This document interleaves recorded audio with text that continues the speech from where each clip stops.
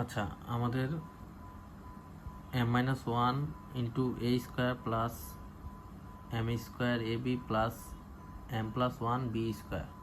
দেওয়া আছে। আমাদেরকে এটা বলছে উৎপাদকে বিশ্লেষণ করার জন্য। এখন এটাকে উৎপাদকে বিশ্লেষণ করার জন্য এত বড় রাশিটাকে আমরা একটু ধইরা নেব যে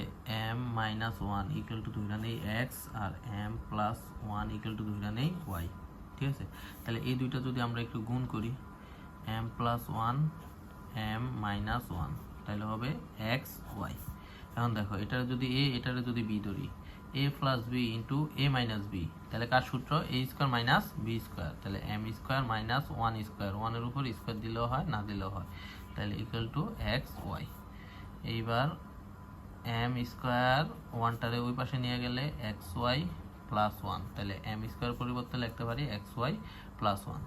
এখন আমরা অঙ্কে চলে যাই, তাহলে m-1 এর পরিবর্তে ধরছি x, তাহলে x a স্কোয়ারের a স্কোয়ার প্লাস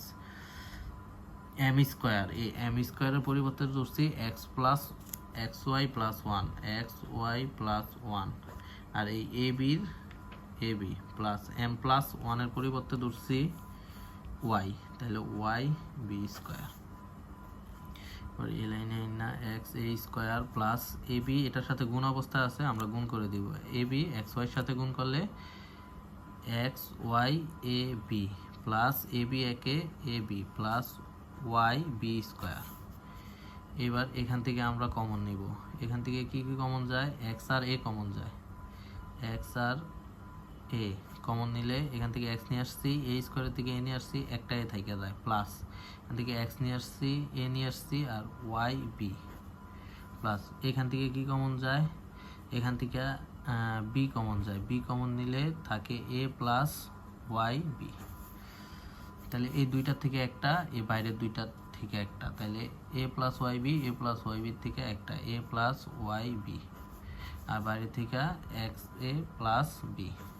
এবার আমরা একটু আগে যে মানগুলো ধরছি ওই মানগুলো বসিয়ে দিব। এক্স এর পরিবর্তে ধরছি m-1 আর ওয়াই পরিবর্তে ধরছি m+1, তাহলে